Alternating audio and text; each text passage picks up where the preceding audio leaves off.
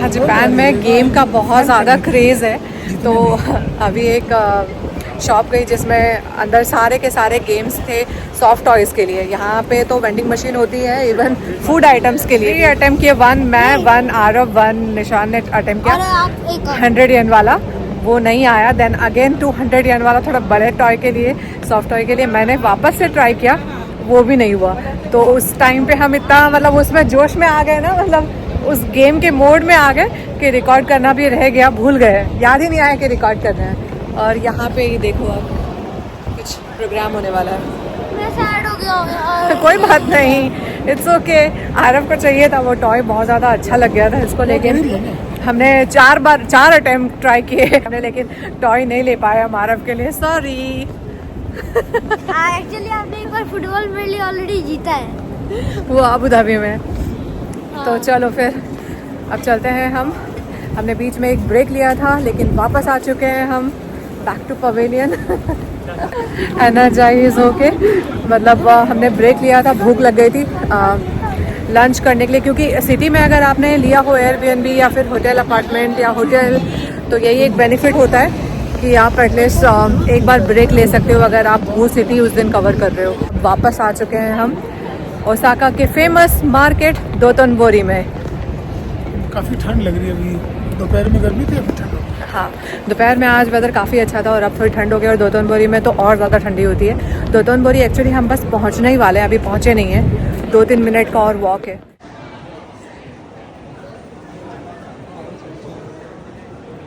ऐसे ही एक random shop में आ गई हूँ मेकअप प्रोडक्ट्स चेक करने के लिए। जस्ट ज़्यादातर चीज़ें तो जापानीज़ में लिखी हुई है, तो आपको गूगल ट्रांसलेट कर करके देखना पड़ता है। तो ये है ब्राइटनिंग मिल्क, तो आई थिंक ये एक मॉइस्चराइज़र है जो स्किन को ब्राइटन अप करता है विथ विटामिन सी। तो इसका प्राइस है 900। यहाँ पे ये स्किन मॉइस्चर है, ये skin care moisture base cover and this one is सीसा ग्रीन। तो इसमें टेस्टर दिए हुए हैं। मुझे अच्छा ये वाला लगा। लेफ्ट साइड में मेरे ये मैंने पीच वाला अप्लाई किया था और राइट साइड में मैंने ग्रीन वाला, तो मुझे ग्रीन वाले का ज़्यादा अच्छा लगा। चारकोल फेस वॉश है, charcoal because double black washer. MRP देखे तो 1800 येन है। यहाँ पे फेस शीट डिज्नी का मिल रहा है, यहाँ पे my face plus, and 1 sheet के हैं 250 येन। फेस मास्क है, फेस शीट 7 शीट है 278 का। बाकी ये सब थोड़े कॉस्टली लग रहे हैं मुझे। 700 का है ये स्किन टाइटनिंग मास्क है, 650 का है। और ये राइस मास्क है, ये भी राइस मास्क है, ये भी 650 का है। यहाँ खाने पीने का मार्केट बहुत ज़्यादा फेमस है, स्पेशली हम जैसे वेजिटेरियंस के लिए नहीं है ये मार्केट, फूड मार्केट, लेकिन सी फूड लवर्स के लिए बहुत अच्छा माना जाता है इस दोतोनबोरी को। और शॉपिंग लवर्स के लिए भी, अगर आप शॉपिंग लवर हो, शॉपहॉलिक हो, तो आपको काफ़ी अच्छा लगेगा। स्पेशली अगर आपको स्ट्रीट शॉपिंग पसंद है तो ऐसी शॉप्स है जहाँ पे आपको छोटे से छोटे चीज़ें और क्यूट सी चीज़ें, डेंटी चीज़ें और जापानीज़ चीज़ें, जो जापानीज़ सुवेनियर वगैरह, जापान की पॉपुलर चीज़ें बहुत अच्छे प्राइस में और काफ़ी डिफरेंट वेराइटीज़ में आपको मिलेगी। और स्किन प्रोडक्ट्स भी काफ़ी अच्छे वेराइटीज़ में है, तो आप एक्सप्लोर कर सकते हो।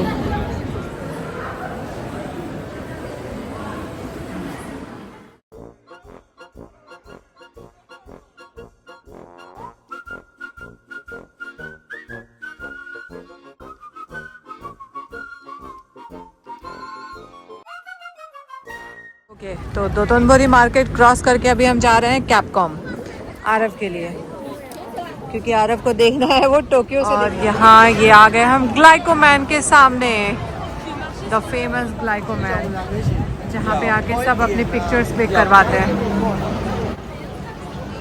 एक अलग ही वाइब है यहाँ पे।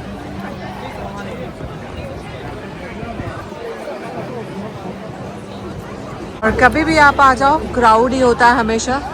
लास्ट टाइम भी हम आए थे तो वीकेंड था ना आरव, और थर्सडे था, और आज हम आए हैं तो वीकेंड का दिन है, संडे है। और आप देख सकते हो लोग कैसे पिक्चर्स ले रहे हैं, कितनी ज़्यादा क्राउड है।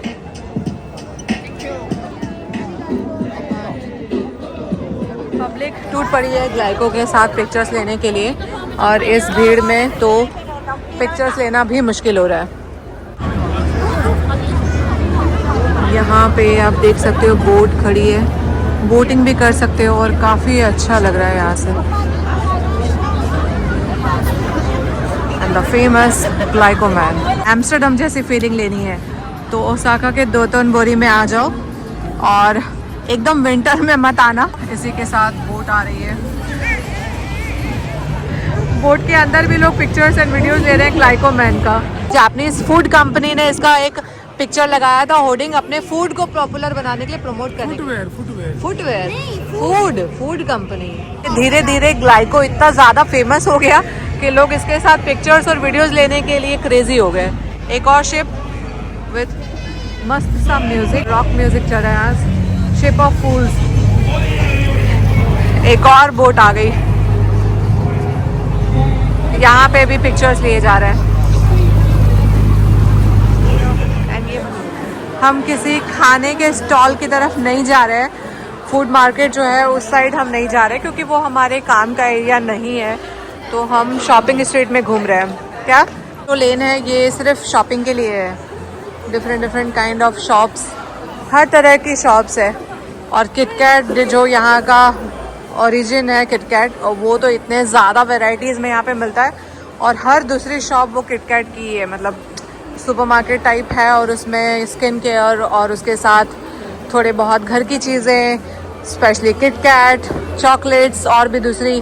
पर लोग जो भी बाहर से आ रहे हैं उनके बास्केट में वो किटकैट तो ज़रूर होते हैं। यहाँ पे ना शॉप्स को देख के एक बात तो मुझे समझ आ रही है, लोग बोलते हैं कि दुबई शॉपिंग हब है, लेकिन मुझे लगता है कि जापान होना चाहिए यहाँ पे। अगर पास में होता तो डेफिनेटली और भी ज़्यादा वहाँ से लोग आते हैं, क्योंकि लगता है। हाँ, क्योंकि है ना, हाँ एक तो बहुत दूर है, उस वजह से थोड़ा आप दोबारा मतलब सोच टिकट फेयर और हाँ काफ़ी महंगा पड़ जाता है, चीप नहीं है कहीं से भी। आपको दुबई जाना थोड़ा चीप पड़ता है। हेलो किटी के कैप, ह्यूज वेराइटीज़ है कैप के, यहाँ से लेकर यहाँ पे ना ATMs भी होते हैं 7-Eleven के या फैमिली मार्ट के, जैसे ये देख सकते हो आप, ये 7-Eleven का ATM है। यहाँ से ना आपका इंटरनेशनल कार्ड चल जाएगा।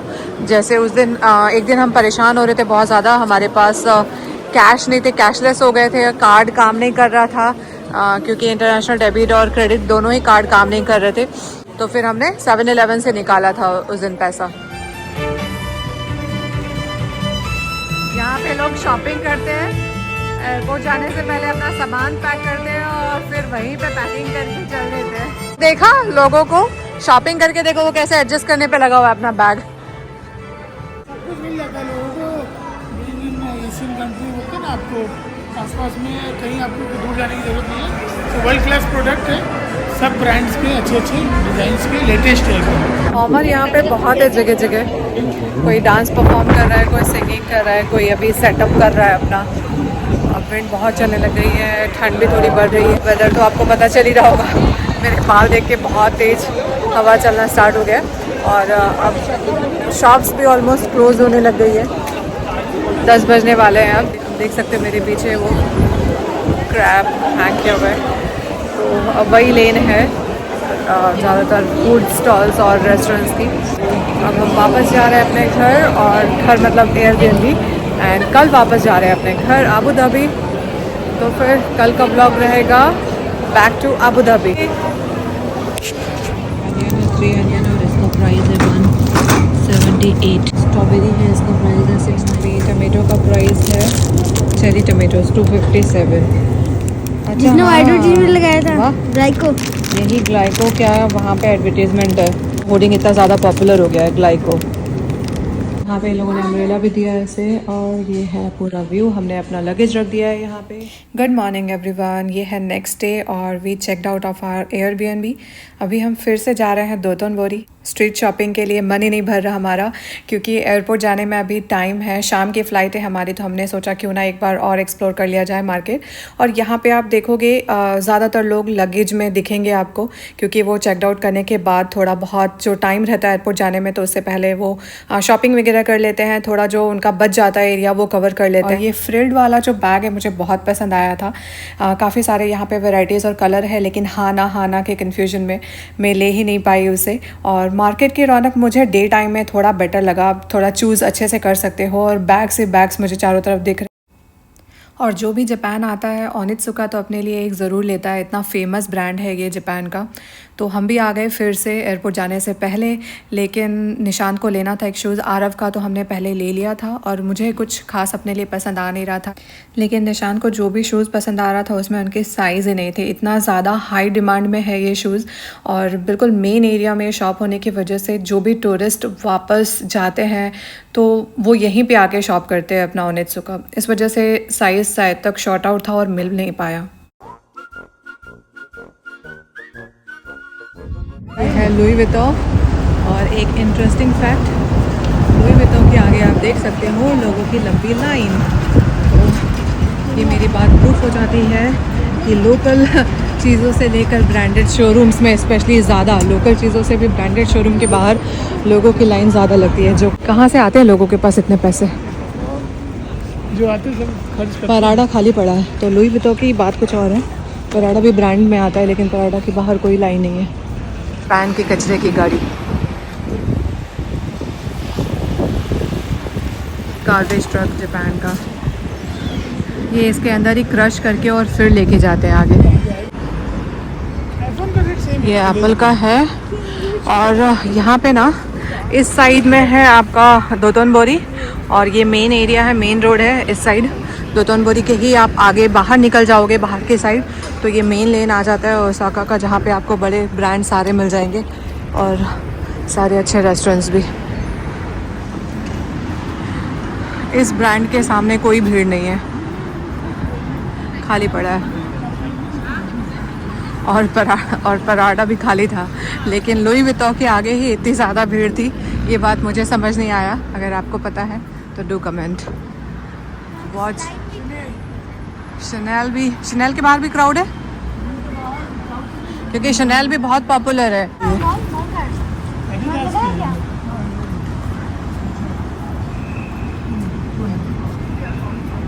साकुरा लगा रखा है बाहर।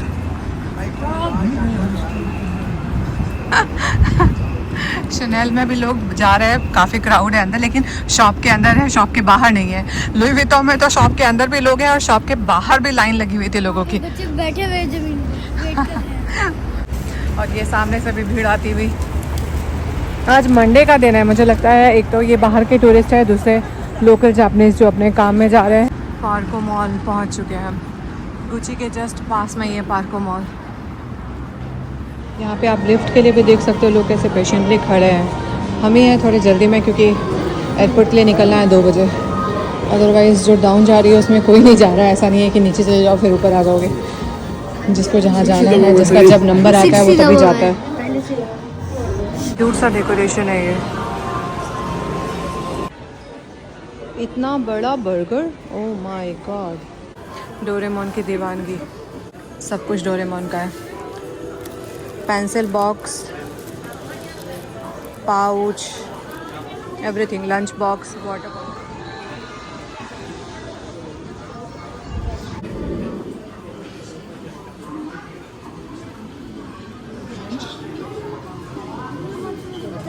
नाइनटीज़ का टाइम याद दिला रहा है ये तो। जो बैच वगैरह होते थे ना, हम अपने टी शर्ट में लगा के जाते हैं। ये सब मॉन्स्टर्स जो फाइट करते हैं किससे? दूसरे ह्यूमन के। creating numerous multi-million selling game franchise। Capcom is a Japanese video game developer and publisher. Games बनाए हैं उसमें। Oh my god, ये तो ये गेम है कैपकॉम। उसके अंदर जो भी कैरेक्टर्स और जो भी चीज़ें यूज़ हुई है सारे शॉप के अंदर मिलेगा, कैपकॉम शॉप के अंदर। जापान आने के बाद ही आरव को इस गेम के बारे में पता चला है और इतना ज़्यादा फ़ैन हो गया वो उस गेम का। ये है कैरेक्टर, एक डायनासोर टाइप कुछ लग रहा है, पता नहीं क्या है। 850 येन का है ये, 3850 येन का। और ये बैग्स है, इसका प्राइस अगर आप देखोगे तो प्राइस इसमें नहीं मेंशन है। और ये डोरमेट्स भी है इसमें। शान को याद है बूमर, मैं वही बोल रही थी, बूमर जो हाथ में हम ऐसे पानी लगा के यहाँ पे चिपकाया करते थे। और ये पेंसिल केस है, पर ये कितने का है पता नहीं, यहाँ पे प्राइस टैग नहीं है। और ये सिंपल स्टिकर्स इतने सारे 880 येन का है, ऑलमोस्ट 20 दिरहम्स, 450 रुपये के आसपास। ये भी 880 येन का है। चीज़ें सोल्ड आउट हो चुकी है, तो इन्होंने यहाँ पे लगा दिया है सोल्ड आउट का टैग। तो यहाँ पे चीज़ें भी ना इतनी ही जल्दी सोल्ड आउट हो जाती है, जो पॉपुलर होती है और जो थोड़े ज़्यादा लोग पसंद। गेम बना दिया इन्होंने, अगर आपको ये लेना है ए और बी, तो यहाँ पे नीचे बॉक्सेस है ए का और बी का। तो लकी ड्रॉ है, आप कोई भी लो, इसमें से कोई भी कैरेक्टर निकल सकता है। कोई भी कैरेक्टर निकल सकता है और वो आपको पे करना है उसके चार्जेस। 8 yen है 1 का, और कोई भी कैरेक्टर निकल सकता है। ट्विंस के लिए ट्विंस डॉग, ये अलग भी हो सकता है। इसमें यहाँ मैग्नेट लगा हुआ है, मैग्नेट से चिपक जाएंगे, तो एक साथ भी रख सकते हो अपने बैग में हैंग करके, और अलग अलग भी। हेलो किटी यहाँ का बहुत फेमस कैरेक्टर है, जापानीज गर्ल्स के बीच में बहुत ज़्यादा पॉपुलर है ये। उनके बैग में आप ऐसे ये सॉफ्ट टॉयज लगे हुए देख लोगे। Famous दोतनबोरी market. इन तीनों में से कौन सा आएगा? मोबाइल कवर के ऑप्शंस आप देख सकते हो, ऐसे बेल्ट के साथ भी ले सकते हो, और ये पॉल वगैरह ऐसे एसेसरीज के साथ भी आप ले सकते हो इसको। और मैं अपने इस चीज का ऐसे पीटर है, अपने फोन पे चिपका सकते हैं। है, स्टैंड निकालना है इसका। ये स्टैंड ऐसे खुल जाएगा, फ़ोन आप रख सकते हो इसमें, और ये पूरा मैग्नेट ये सेपरेट हो जाएगा। ऐसे तो लगाना मैग्नेट को वापस से इसमें, ये ऐसे लग जाएगा। दोतनबोरी और ये बासी सूजी जो भी नाम है इसका, मैं आगे जाके बताऊंगी। ये वापस कैप्सूल गेम।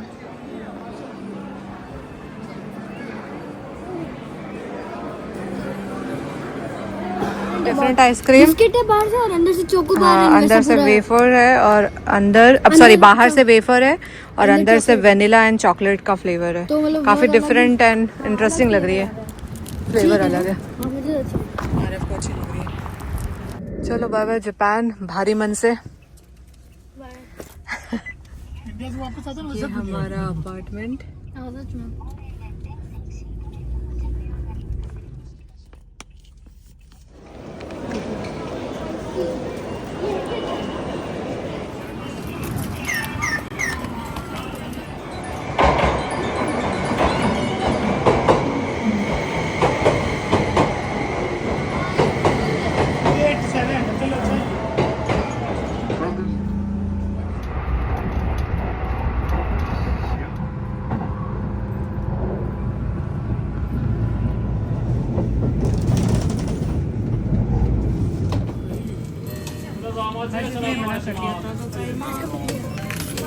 चल है ऊपर, और यहाँ है डोमेस्टिक डिपार्चर।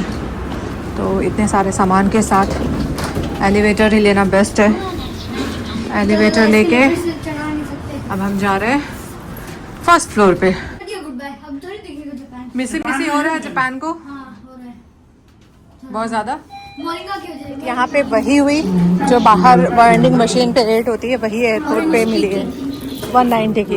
बाहर भी यही मिल रहा था 190।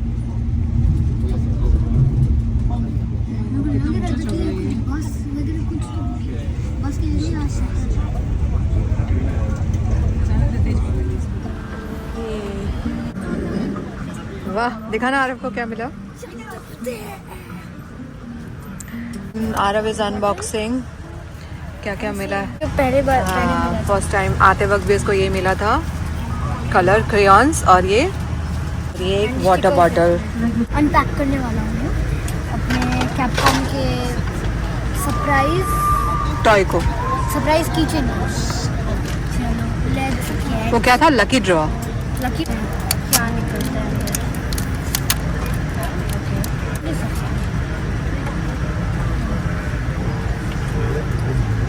ये देखो मॉन्स्टर।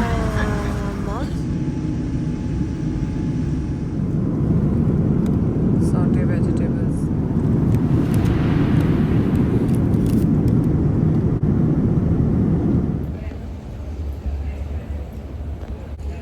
हेलो,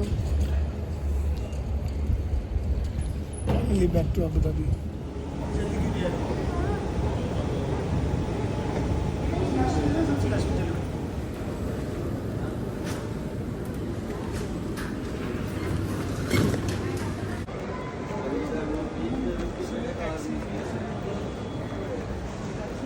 अरे हैंग कर। Now we are back to home after a long flight. After 11 hour flight. और 3 हमने घटनाएं कल घटित की है वहाँ पे, जिसमें एक बहुत अच्छा एक्सपीरियंस रहा हमारा। अब वो हम शेयर करेंगे आपके साथ। बस लिफ्ट से सामान निकाल दे उसके बाद। आरब पहुंचने के बाद बोल रहा है क्यों आ गए वापस, मतलब कहीं से भी और वेकेशन से वापस आने के बाद इसने ऐसा नहीं बोला होगा। और इतना अच्छा एक्सपीरियंस जापान का रहा है हमारा कि मतलब once in a lifetime एक बार जापान आपको ज़रूर विजिट करना चाहिए। बहुत अच्छे एक्सपीरियंस लेके आओगे आप। तो क्या था वो आप बताओगे? सबसे पहली चीज़ आरब ने की, इसके आरब ने नहीं किया एक्चुअली, वो शू बॉक्स लगेज हमारे साथ थी। बहुत सारे केबिन बैग भी हो ना, तो उसमें कुछ आपको ध्यान रखना पड़ता है। आरब का शू बॉक्स जो है वो अलग से था, मतलब हाथ में, तो वो हमसे वहीं पे मिसप्लेस हो गया। मिसप्लेस क्या मतलब, हमने वहीं पे छोड़ दिया बैगेज काउंटर पे, और हम चले गए सिक्योरिटी चेकिंग पे। अंदर चले गए और उसके बाद फिर याद आया कि अरे एक शू का भी बैग था, वो हम भूल गए। तो इतना अच्छा रिस्पांस हुआ वहाँ पे। जो भी एक पर्सन खड़ी थी उसको मैंने बुलाया, बोला तुरंत से वो बाहर गेट पे इमिडिएटली लेके गई और तुरंत निशान गए बाहर और तुरंत शू बॉक्स लेके वापस भी आ गए विद इन 2 मिनट्स। मतलब हम वहाँ सिक्योरिटी पे मैं और आरव खड़े रहे और निशान 2 मिनट में लेके आ गए। इतना अच्छा रिस्पांस, इतना क्विक रिस्पांस मैंने अभी तक नहीं देखा। मतलब सिक्योरिटी चेक से आप इतनी जल्दी बाहर जाके और वापस आना इम्पॉसिबल लगता है। नंबर 2, आरव के हाथ में पासपोर्ट और बोर्डिंग पास दिया था, तो बोर्डिंग पास स्लिप हो गया जल्दी में। ये पता चला हमें अंदर इमिग्रेशन काउंटर पे जाने के बाद, मतलब वहाँ लाइन पे लगने के बाद। तो वो सब तो मैं रिकॉर्ड नहीं कर पाई, वो सब सिक्योरिटी चेकिंग और वो सब रिकॉर्ड करना अलाउड नहीं होता है। फिर वापस आपको मिला वो security cheque pass, sorry boarding pass. उनका है कस्टम का, हाँ। वहाँ पे वो लोग रहते हैं बैठे हुए, कुछ इन्फॉर्मेशन या कुछ ऐसा सपोर्ट चाहिए, हाँ। तो उसके लिए वहाँ पे जाके पूछा, मतलब उनके पास ही था। हाँ, ढूंढ रहे थे, नीचे ऊपर भी चले गए थे ढूंढते हुए, लेकिन फिर पता चला ऑफिसर के पास है, उन्होंने तुरंत हैंड ओवर किया हमें। देन उसके बाद फिर हम दोनों का बैग अलग हो गया सिक्योरिटी चेक में, मतलब अलग चेकिंग के लिए गया। उसमें मैंने अपनी वहाँ मॉइस्चराइजर खरीदी थी, वो मैंने गलती से मेरे हैंड बैग में रख ली थी। नेज मॉइस्चराइजिंग क्रीम जो इतने प्यार से मैं लेके आई थी, वो वहाँ पे। बस इसी के साथ अब ये वीडियो यहीं पे एंड करते हैं और मिलते हैं फिर आपसे नेक्स्ट ब्लॉग में। Till then bye bye, take care. Aarav से बाय बाय।